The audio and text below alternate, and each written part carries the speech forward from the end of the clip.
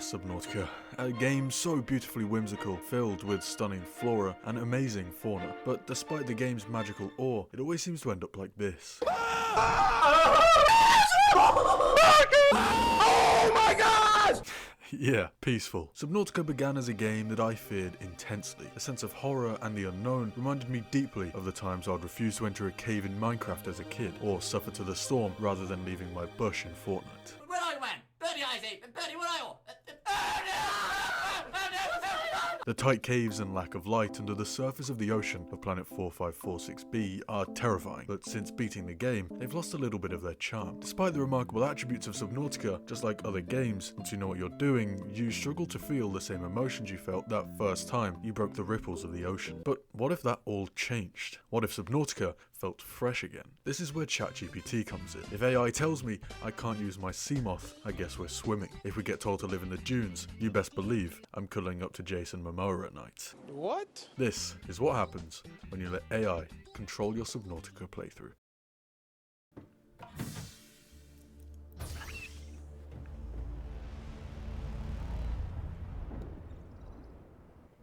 Fuck.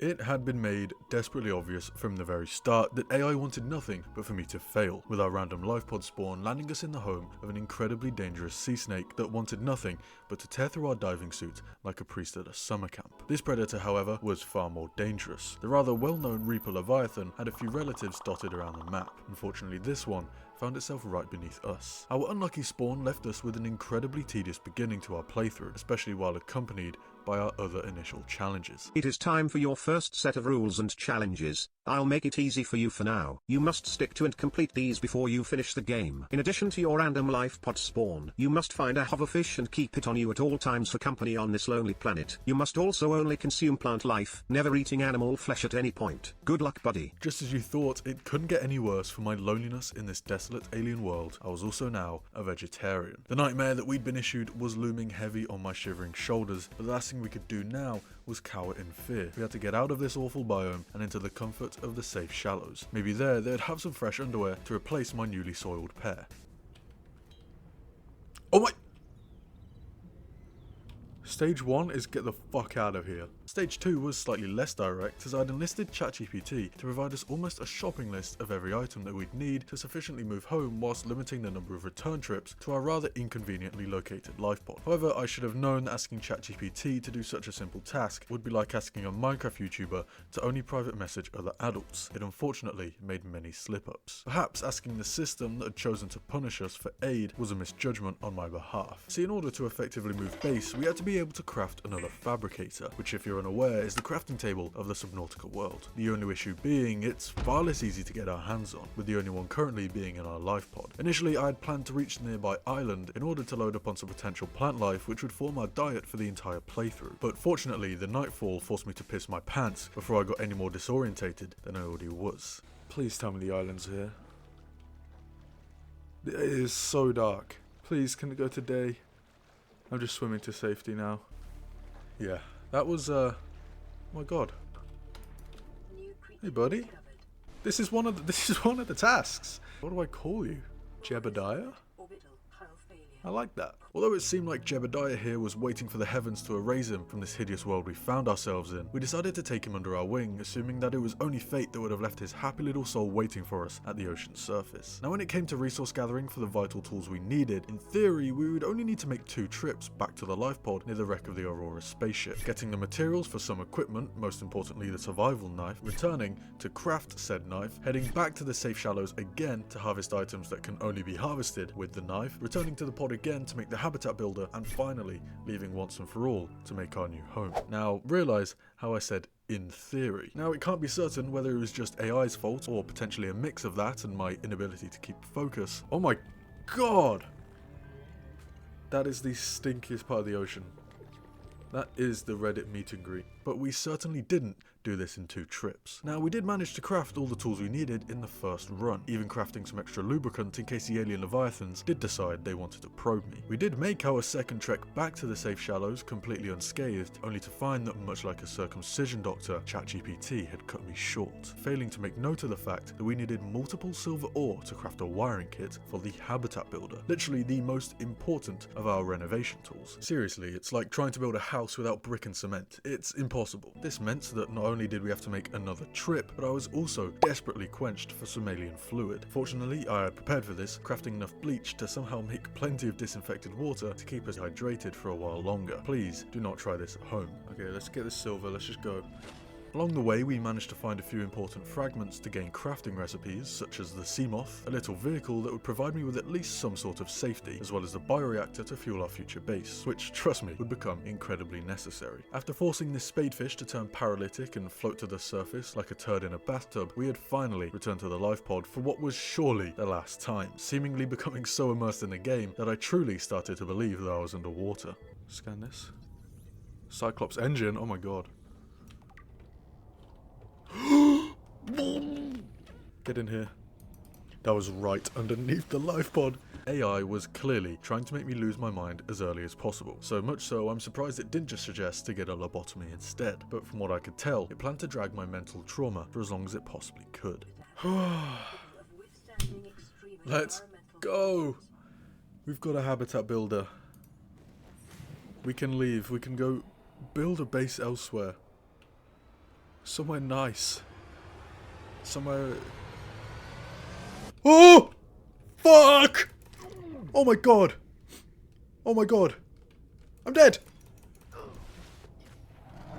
The utter disrespect of the Reaper Leviathan to not only tear my face off, but to overtake me, drop the slickest underwater backflip, and then murder me was outrageous. Yeah, but that backflip though. Something that I would never forget. Something that I would have to get mercy for. For now, the humiliation was impossible to live with, so in fear of being bullied by the fish that spectated the entire debacle, I finally found the location of our new home.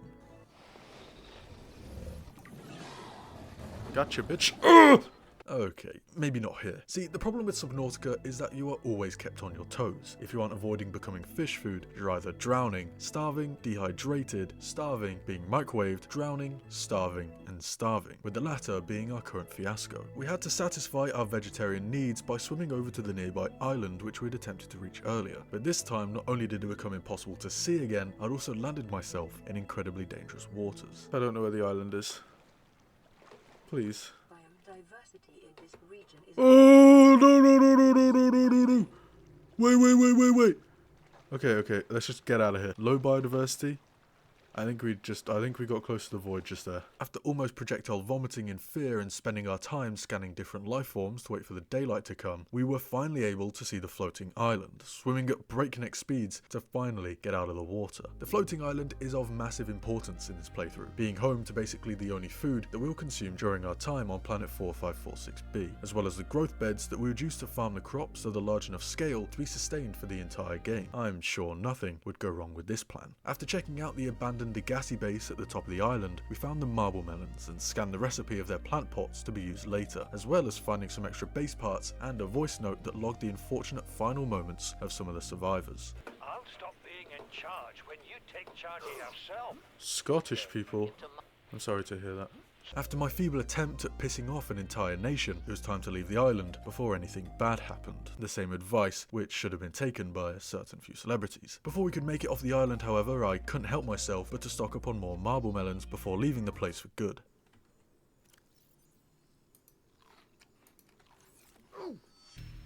What? What just happened? It seemed that I was blissfully unaware that eating too much in Subnautica can actually kill you, so was once again forced to make the painfully treacherous swim from the life pod and back to the island to collect some of our lost belongings. On the way there, we found some more vital fragments for us to scan, completing the Sea Glide recipe, as well as finding one of the mobile vehicle bay parts, which would be essential in crafting the more complex vehicles later down the line. And finally, we would be in the beautiful coral reef, laying down a basic solar panelled home, crafting a radio, and finally we would make our own fabricator and a place to call home. We do have a message on the radio, so we'll get that.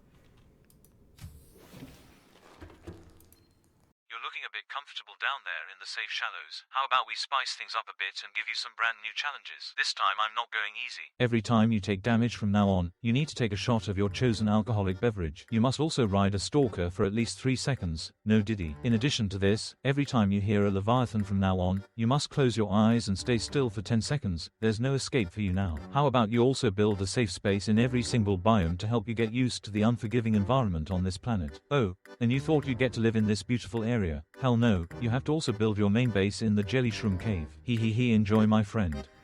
You are joking.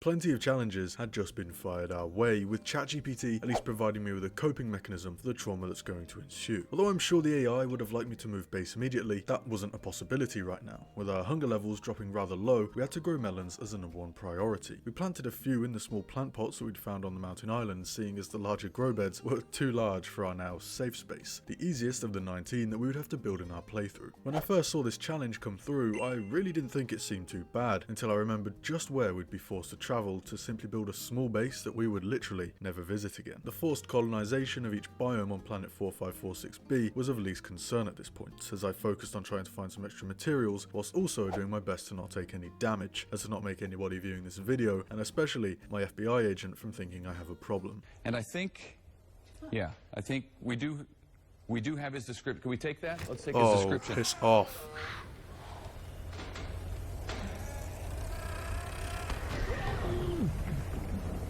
Okay. Yeah, now, I know you can't actually see me doing my shots, alright, but I'm sure that if you just keep watching this video, the gameplay will speak for itself, alright? With the prospect of living a new life in the jelly shroom caves on my mind, we crafted the Sea Glide to make navigating the alien world slightly easier, but all of that was on hold as I waited ever so patiently for my marble melons to grow in order to satiate our deep hunger. I need to eat. Please, grow! I am so hungry. I could eat anything. I could eat anything. What the hell are you talking about? After shoving more foreign melons into my face than a group of men on a bachelor's party, our sights were set on finding the remaining fragments of the sea moth and heading towards the Crash Lifepod 3, which still to this day completely baffles me. If you haven't played Subnautica before, or simply aren't clued up to the lore entirely, there are quite a few life pods scattered around the map, with 25 of them originally being launched from the Aurora. Only 10 of them are found in the game, suggesting that the other 15 landed somewhere where nobody could ever possibly save them. The others that we can find have all been well game-ended, all coming with PDA voice logs that detail their tragic passing. But would someone care to explain how the people who landed here managed to die? They aren't exactly in the most dangerous area, and they were about 20 meters from the surface. They really lucked out in where they landed. After the crashed Aurora started microwaving my balls, we took it upon ourselves to craft some protection, as well as completing our second safe space of the playthrough. But with hunger once again an issue, we had to sit still as to not wear ourselves out anymore. Or go swimming even more to decrease our hunger further. You know, that's completely fine. I should probably mention here that my PC decided to stop recording for about 10 minutes for whatever reason, which means it sadly missed a rather notable event that happened. Here, I'll draw it out for you guys. Okay, so this is me. Okay, and these are the marble melons. This guy, me, very, very hungry. In fact, so hungry, start taking damage. And I'm like, oh, come on, marble melons, grow. Damage. We took damage 6 times, okay? You get the idea? Yeah, to say my gameplay wasn't impeded for the next hour would be a massive lie. Anyway, we finally found the remaining sea moth fragment located near Lifepod 17 in the grassy plateaus, a new biome for us to complete our third safe space of 19, which just so happened to be right where our new home would be. Yeah, you see them. Down there. Oh my god, there's so many. We spent the next 15 minutes or so preparing to start base construction in our new home, making use of the large coral tubes that house a plethora of materials for us, whilst trying to use an online map to get a better grasp of our bearings. However, it seemed the mix of soju and sheer disorientation was gradually making me lose my mind, as I began to believe that I was Stewie Griffin. So actually it should be the dunes. What the deuce? We weren't too dissimilar to Family Guy, as we were truly at our lowest, as it was time to move house to the Jelly Shroom Cave, realizing that we needed a bioreactor in order to power our base, seeing as we wouldn't be receiving any sunlight down here. What the fuck? That one's just disconnected, bro. After collecting more materials whilst coming across our first specimen infected with the deadly virus that troubles this ocean planet. Oh! I am chill. Chill. It became clear that these safe shallows weren't as safe as the name suggests, as it seemed the stalkers had begun tweaking under the influence of acid mushrooms. What are you doing here? Jesus Christ, leave me alone! No, please. The fuck? What are you doing? Whoa! What the hell are they doing? Get me in. We finally got our brand new bioreactor installed in our base to bring power to our home, using a random creature egg as fuel, potentially sparking some debates about our vegetarian rule, but I can assure you that snatching a baby animal and blending it down is completely ethical. Before going to grab our plant pots to start farming melons in our new base, we got interrupted by a new radio message. Plan pre-recorded distress call. You need to hang up that computer call. Come over here and kiss me on my hot mouth. I'm feeling romantical.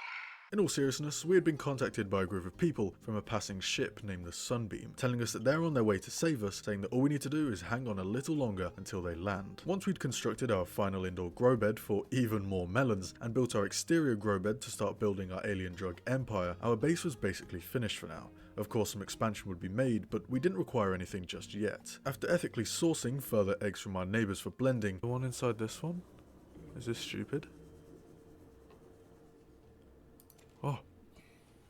Oh.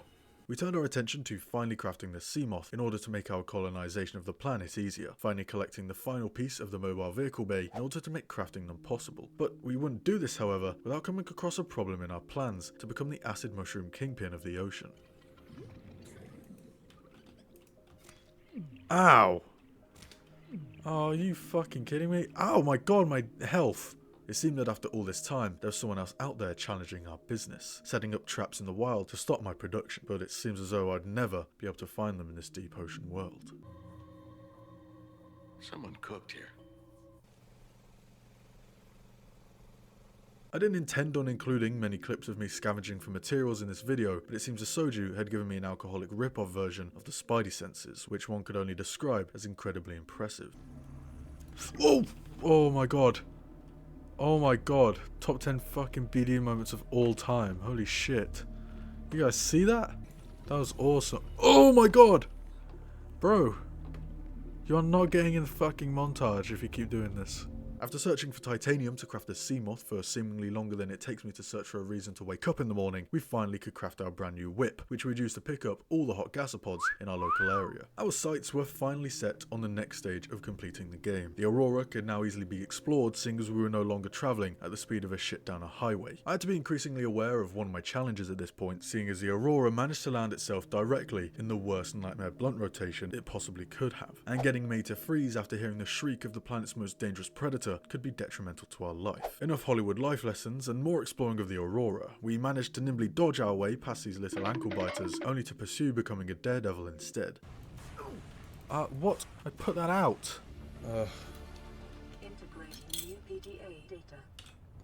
Integrate my ass into your face. If my crude comebacks weren't enough to prove my incredibly high wit, the failure to realise we needed a code to enter the crashed ship would still not prove it. Instead, we would head towards the mountain island in order to find some diamonds to craft a laser cutter to actually make exploring the Aurora possible. It's way— Whoa! You just came out of nowhere!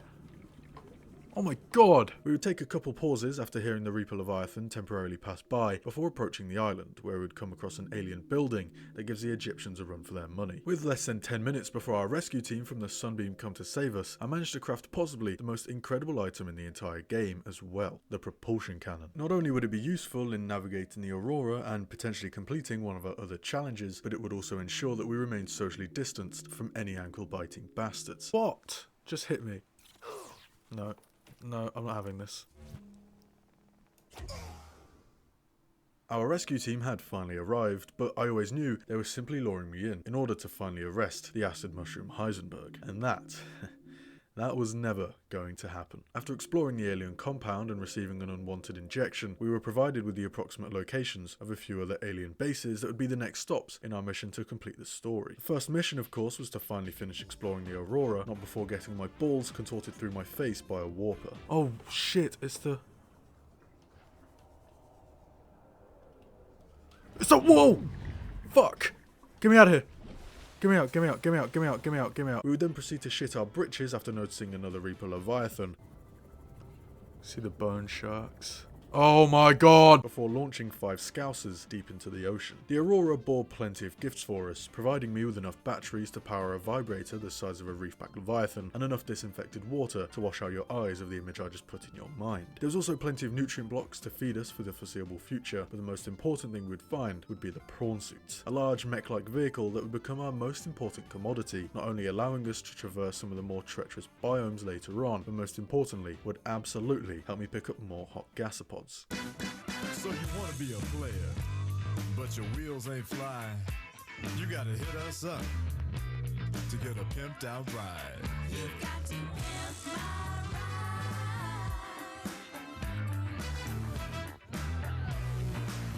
Damn right.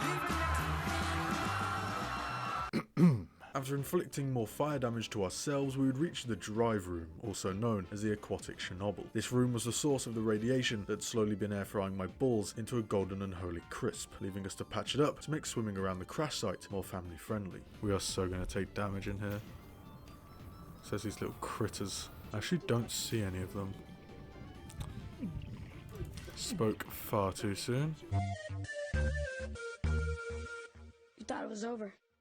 With that, the Aurora section of our gameplay was completed, and we can now look onwards to finding the next alien facility, building more safe spaces along the way. Before doing so, we would inevitably need to upgrade our Seamoth, as it could currently only reach a depth of 300 meters before taking crush damage. Attempting to go as deep as the next alien facility in just our Seamoth would be like trying to squeeze your mother into a little tyke's cozy coop. We spent some time first exploring more crashed life pods, as well as an abandoned Agassi base located on the other side of our jelly shrimp cave, finding some handy crafting recipes for improved oxygen tanks, fins, and more importantly, the moon pool. This giant building would store our vehicles and allow us to make the more complex upgrades which the simple fabricator would be incapable of. We also found some modification station fragments to make more complex upgrades to our personal equipment as well. Our exploration here proved to be incredibly beneficial, as in just 10 minutes we'd found the recipes for basically the most important pieces for progression in this game, and we'd even come across a time capsule which happened to bring us even more luck.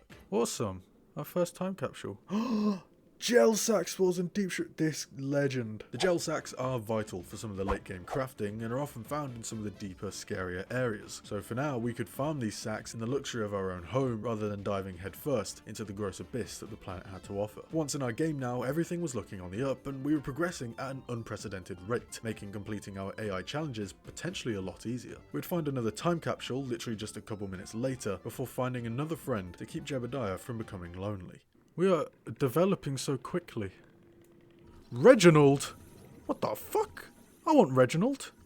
You're coming with me. We arrived back home in preparation to start a cascade of crafting chaos, only to find that somehow, after so long away from the base, we still had a source of power. Wait, we've got power? What's charging a... There can be only one. Another time, McCloud! As you can tell from the vast amount of recipes we had pinned on our screen, we required a lot of materials, especially titanium, so I assume now to be the best time to try and ride a stalker while searching for metal scrap in the kelp forest. My god, we could ride an infected one. Actually, I don't want that record. I don't think anyone has ever said that, ever. My initial plan was to use the propulsion cannon to effectively latch onto the metal that the stalkers carried around, seeing as the creature was too large to latch onto itself. However, it seemed that it would be impossible to use the cannon on the scrap metal if it was already in the stalker's mouth. Instead, my next plan would be to pick up some scrap metal with our cannon and dangling it in front of the stalker like a donkey and a carrot. Unfortunately, this donkey preferred eating my face. I then didn't help myself too much by launching the metal at Mach 5 speed directly at the stalker's head in retaliation, forcing it to run away like a baby. Although our attempts at getting a successful ride were as feeble as trying to get an Uber in North Korea, the amount of time spent hanging around the stalkers meant we'd collected a couple of their teeth, which were necessary for creating enameled glass. The many failed attempts didn't stop me from trying, however. Okay, I've got an idea. Because he just keeps on diving back down for that. Now pick it up! Yes! No! Finally, I decided that doing 8 shots of soju just to complete a challenge which wasn't even working wasn't the best use of my time as of yet. Instead, our home base was to be expanded, building some foundation to prevent our base from structurally disintegrating like this, as well as building a scanner room to help us look for any mineral deposits. The scavenge for the required titanium would be a long one, giving us another chance to desperately complete the stalker challenge, this time attempting to feed the stalkers fish to prevent them from being hostile for a short period of time. With this, we could pull out our sea glide and almost rest on the stalker's back in hope we get dragged along. Oh shit! Whoa, it actually took me with me! Now, I knew I could do better than that rather weak attempt, but the sheer mental incapacity of the stalkers was making me want to smash my head into a brick wall. So the challenge was once again put on hold in favour of making more story progress. I really hate this. I can't see shit. I don't even see anything here for us. Would you mind going away? Ah! Go! Get me out of here.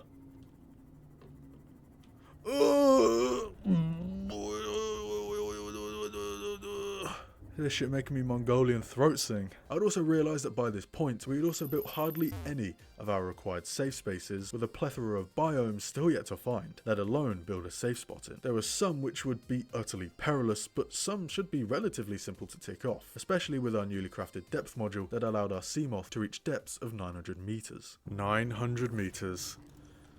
Let's go! Okay. You know what this means, ladies and gentlemen?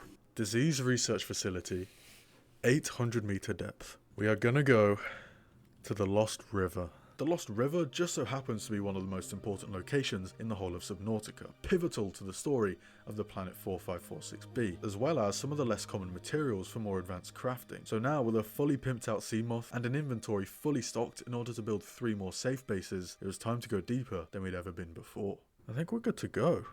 Yeah, let's go for the Lost River. Build some safe spaces along the way and... What? I have a phone call. It's an unknown number. How's it going, man? Looks like you've not made much progress on your challenges. How about a few more on top of them? You need to create a zoo that contains every hatchable creature in the game. You must also build a racetrack that contains some sort of stunt jump to really prove your skills. Finally, for one in-game night, you must go into the deep ocean and stay there with no artificial light sources. Try not to piss your pants, buddy. What the fuck was that?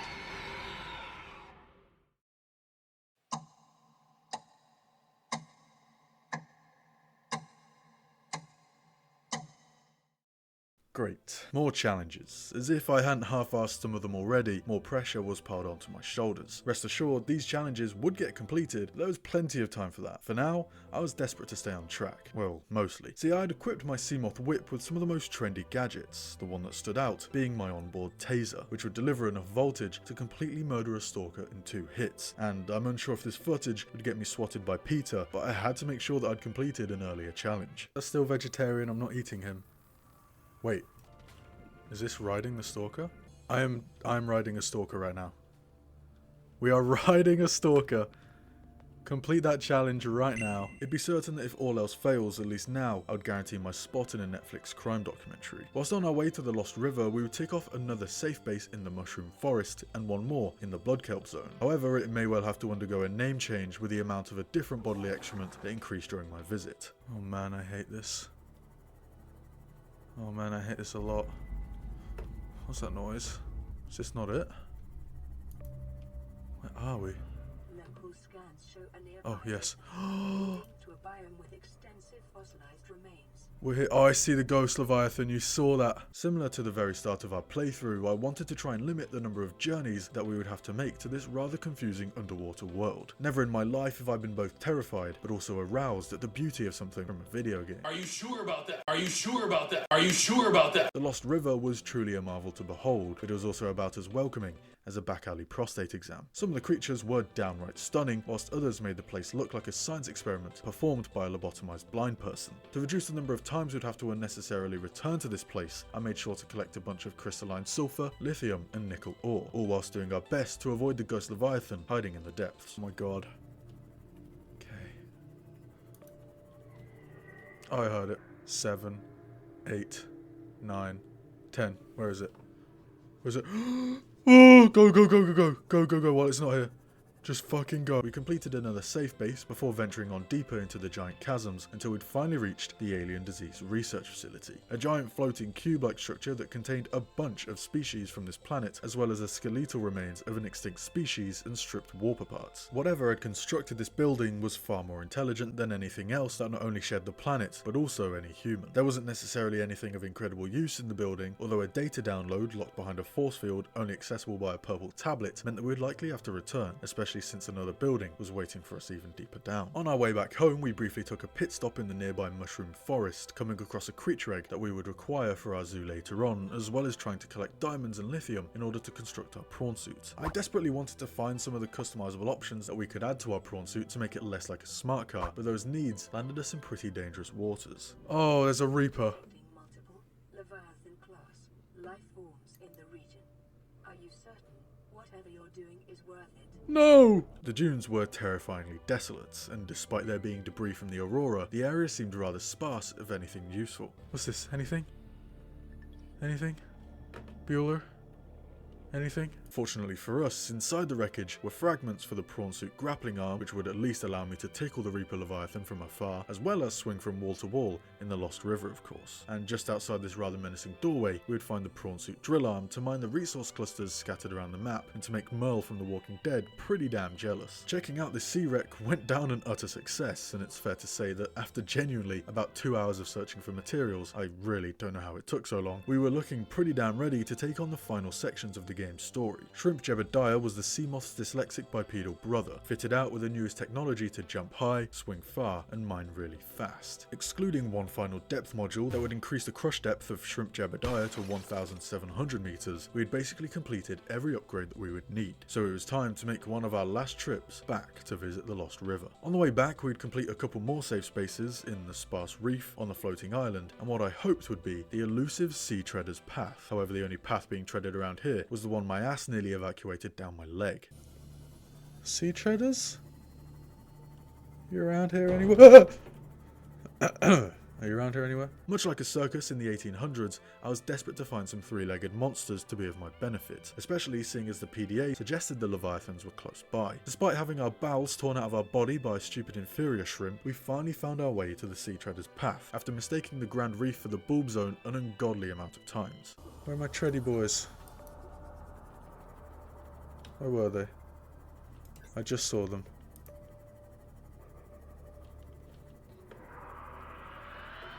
Ah! Go! Go! Go! Go! Go! Go! Go! Go! Go! Go! Go! Go! Go! Go! What the fuck, man? If you had just tuned in, you'd assume I was auditioning for the British dub of Carnival, but I had now been reassured that the Grand Reef is a lot less enticing than it sounds. We had finally paid a visit to the Sea Treaders to build the corresponding safe space, making use of the fact that the creatures dig up a bunch of shale outcrops as they walk, practically providing a limitless amount of diamond, lithium and gold, as well as feces for those in that persuasion. Build a solar panel. Oh. Okay, let's just get out of here, never return. I was rather shook from the whole situation, but I wasn't ready to back down. If anything, now I'd welcome the Lost River with open arms, making our return to the disease research facility, gathering new data on the disease that rules Superior on the planet, and making our first appearance in the lava zone. The lava zone is about what you'd expect. There's lava, and it's really hot. This would be a very short visit, as we needed kyanite desperately to make our time easier, in crafting the final depth module and a reactor that turned the heat energy into power for our prawn suits. After crafting the new depth module, we headed briefly over to the mountain island in order to grab a couple more diamonds, finishing off another safe space, leaving only 5 more left to build. With this in mind, I took it upon myself to grab extra titanium, quartz and copper, building one in the underwater islands, whilst uncovering the final part of a recipe, which would change our game completely. Yes! We finally got the stasis rifle.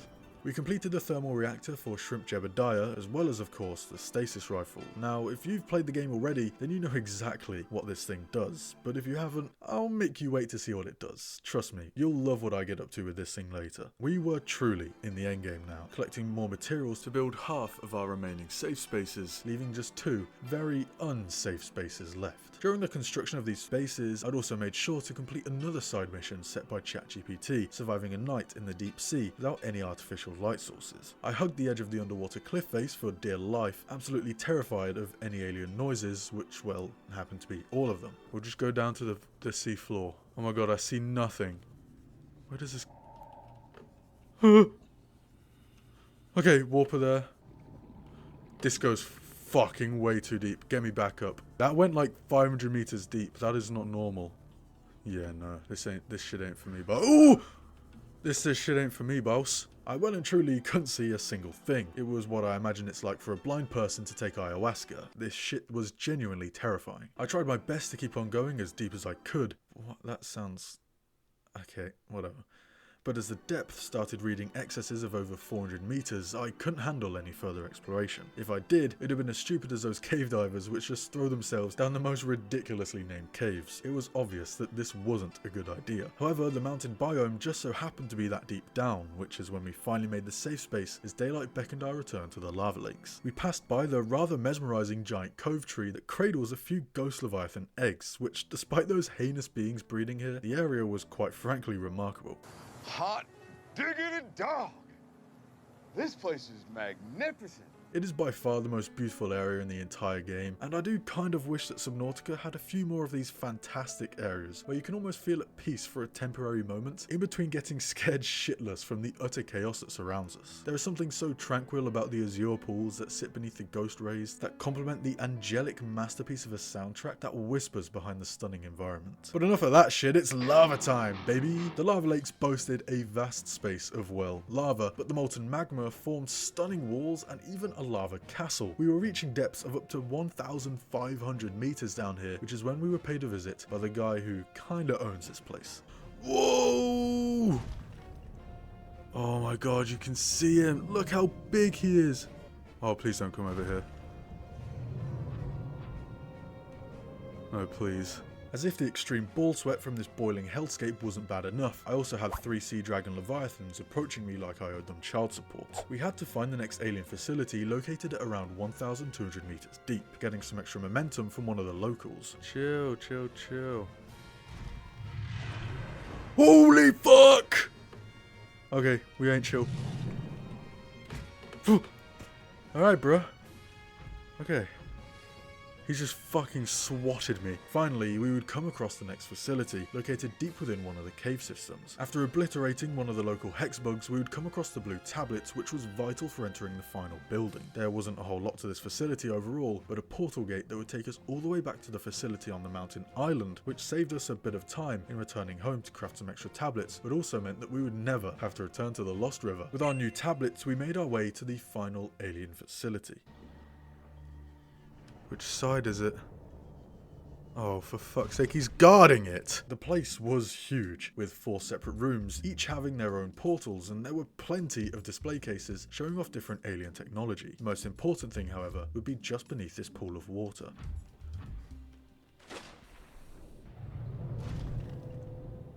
Whoa. Yo!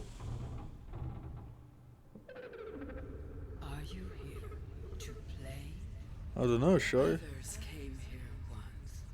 They built these walls. They played alone. They bored me. I could play with you. Now they're gone. The Sea Emperor Leviathan resided within this containment, full of other creatures that were completely docile. All we had to do was craft the hatching enzymes that would release the Sea Emperor's babies from their eggs. Of course, this was very simple, going through each of the 4 portals to collect the plant samples that were required in the recipe, which is when I actually happened to find a mesmer for the first time ever. It's a mesmer. I've never actually seen one of these before. The mesmers are a super cool creature that have this hypnotic attack method which lures the player in, and I actually kind of wanted to see it happen here, but it just didn't give a shit about me apparently. We finally got each part of the hatching enzyme recipe, crafting it, and returning to release the Emperor's children, who released a special enzyme 42 that happens to be the only cure of the disease that took over planet 4546b. With this, we were able to cure ourselves and turn off the planet's giant gun, effectively completing the story, but we of course still had work to do. Mission 1 was to complete our zoo for every creature that has an egg. We'd already collected a few during our playthrough, so we wouldn't have to get too many more. It was a bit of a grind to collect some of them, but we pretty easily got ourselves the cuttlefish. There it is! The mesmer. Oh, That's something. The ant peel, which took far longer than it should have. Oh my god, finally. And it's just sat in the open. Of course. Stupid fucking creatures. The gasopod, crashfish, and finally, the deceivingly elusive rabbit ray, leaving us just one more to find. Probably the most terrifying non-Leviathan class creature, a genuine reincarnation of that messed up critter that Sid built from Toy Story. This thing was creepy as fuck, and it didn't help that they decided to reside in the most disgusting biome as well.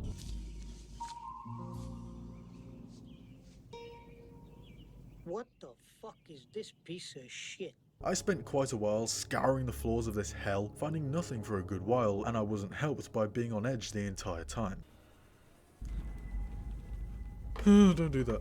I actually had to spend a good while searching without any artificial light, seeing as crab squid become more violent around other light sources, until finally, with literally only 3% power left on our sea glide, we managed to get the remaining egg. That's one. Yeah, we got one. Let's go. Oh my god, alright. Believe it or not, I actually spent a good chunk of my time trying to construct this small zoo. It was abstract at times, but finally, I settled on the Burger King Whopper. Look, it never said it had to be pretty, okay? I added some decorations and windows on the interior to make it look less like an animal testing unit, and it actually looked pretty decent. All the different creatures were kept in the same tall container, so there would likely be some civil warfare occurring. I mean, I can't imagine the crab squids would take too kindly to a cuttlefish. But it was all done. But for now, we gotta work on this racetrack.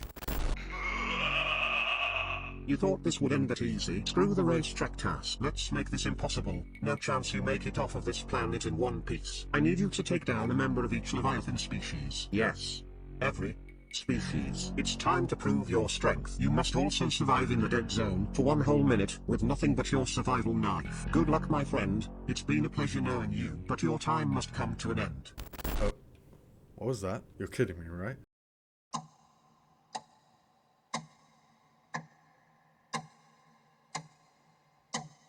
In favour of feasting upon my utmost fear, AI had substituted the racetrack task with something much more difficult. When I thought the last moments on this planet would be celebratory, the only thing ending in fireworks now would be my funeral. We only had 3 missions left: to kill each Leviathan species, to build 2 final safe spaces, and to survive for 1 minute in the dead zone with nothing but my shit-filled pants. So let's finish this, shall we? The first 2 Leviathans were, well, simple to take down, and it honestly felt a bit like bullying. The Reefback Leviathan is a totally passive creature, so I simply just sat on top of it and slashed at it hundreds of times with a thermoblade until it rather anticlimactically went down. The other passive Leviathan in the Sea Treader went down even easier. We latched onto its back and started mowing it with our prawn suit drill arm. I mean, this was just totally unfair. I would try and make it seem like I hated doing this, but the fact that I then proceeded to use a propulsion cannon to fire its own fecal matter towards it would probably ruin my chances of innocence.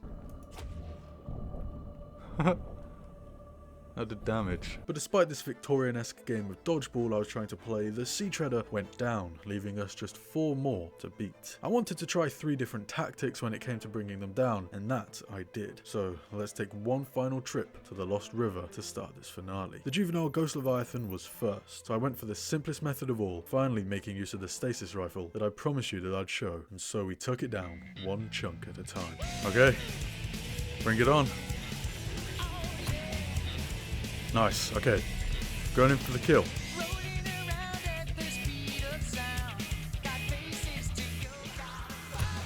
Nice. In again. Headshot, headshot, headshot. Die, die, die, come on. We did it! We did it. Your leader is dead. With 1 true behemoth down, our attention turned to the deepest and largest creature left on the planet, and this one would be far from simple. Alright, ladies and gentlemen, I hope you brought your cowboy hats, because we're about to go on a rodeo. Let's go. Now we're talking. Yeah, how's that working out for you, buddy? Uber driver a little weird, but I fuck with him. Oh shit! He's trying to swat me away, but I'm too far behind him. You are going down, buddy. Oh. Is he dead already? Well, that was a bit anticlimactic. We had now turned the juvenile ghost leviathan into sashimi and left the spinal cord of the sea dragon looking like an exploded plate of spaghetti, leaving just 2 leviathans left. And up first, I wanted revenge. I needed mercy. I remember the disrespect. I remember the humiliation. Today, that would change. So we return to our life pod to make a statement on this planet, to make sure every creature knows who they shouldn't fucking backflip on. Where is it? Where are you, bitch? Come fight me. Oh god, I see it. He's swimming away. He's scared of me. Come on, bitch. Oi! You leave Jebediah alone!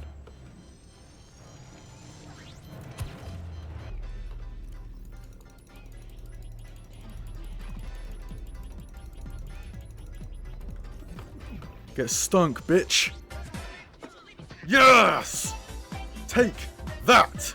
We had done it. We had turned the tables. The ultimate humiliation of dying from the most nuclear farts on the planet. We had humbled the Reaper Leviathan via chemical warfare, allowing us to leave our mark on its home, leaving just one more place to visit.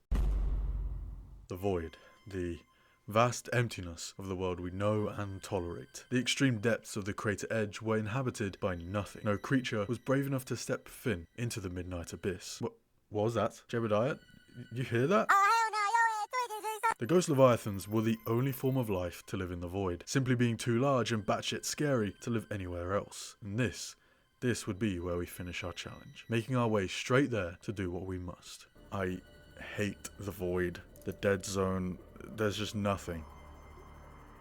I can hear a ghost leviathan behind me. Oh my god. Hello. Are we doing this now? Oh. Okay. Let's do this. Let's do this. Come on. Easy. This thing has so much HP. I missed. Shit. Okay. We need to get oxygen. No. Oh. Oh. We're gonna need to get oxygen. We got it!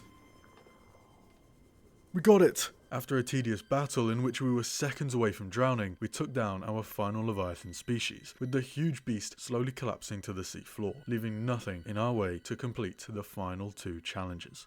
As you can see, I can't. Build this base, quick. Oh fuck! Go, go, go, go, go! Oh!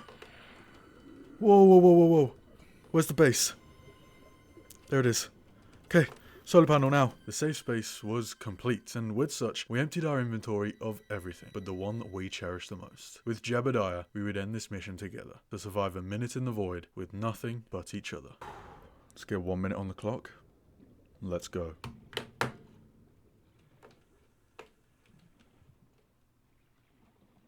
my god. It is pitch black. Oh god. Can hear one. Here it comes. Oh!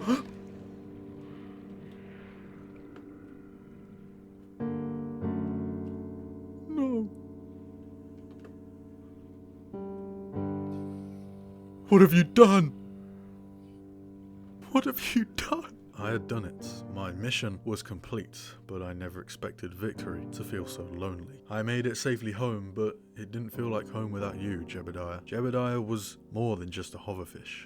He was a beacon of hope in the crushing depths. And yet, in my final hour, when the abyss called, when I was meant to face my fate alone, fate chose him instead. In the blink of an eye, in the jaws of a beast that should have taken me, Jebediah was stolen from this world. Rest easy, Jebediah. May the currents carry you to gentler waters, where no monster can reach you. You were the best of us, and you'll never be forgotten.